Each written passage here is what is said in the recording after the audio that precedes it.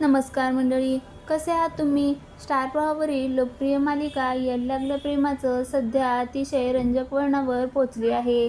कथानकात दररोज नवे ट्विस्ट आणि रहस्य उलगडत असताना प्रेक्षकांची उत्सुकता आणखीनच वाढवणारी एक खास एंट्री मालिकेत होणार आहे. मालिकेत जिजीचा मृत्यू झाल्याचं दाखवण्यात आलं. जिजीची भूमिका अभिनेत्री नीना कुलकर्णी यांनी साकारली होती. जिजीच्या मृत्यूमुळे त्यांची मालिकेतील भूमिका संपली आहे. नीना कुलकर्णी यांनी याड लागलं प्रेमाचं या मालिकेतून एक्झिट घेतली.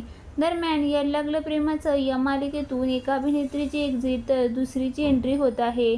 नीना कुलकर्णीच्या एक्झिटनंतर आणखीन एक दमदार अभिनेत्री मालिकेत एंट्री करत आहे. तिचा पहिला लूक समोर आला. मराठी आणि हिंदी चित्रपटसृष्टीत आपल्या दमदार अभिनयाने वेगळी छाप पाडलेल्या सुप्रसिद्ध अभिनेत्री किशोरी शहाणे आता याड लागलं प्रेमाचं मालिकेत महत्त्वपूर्ण भूमिकेत दिसणार आहेत. किशोरी शहाणे या मालिकेत इंद्रायणी धर्माधिकारी हे पात्र साकारत आहे.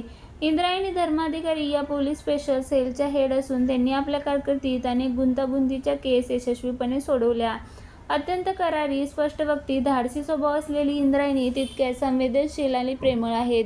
कोणतीही परिस्थिती असो, कितीही अडथळे आले तरी त्यातून मार्ग काढण्याची त्यांची जिद्द आणि आत्मविश्वास त्यांना वेगळं ठरवतो. इंद्रायणी धर्माधिकारी यांच्या येण्याने रायाच्या आयुष्यात नेमकं काय उलथपालथ घडणार हे पाहणं महत्त्वाचं ठरणार आहे. याड लागलं प्रेमाचं ही मालिका रात्री 11 वाजता टेलिकास्ट केली जाते.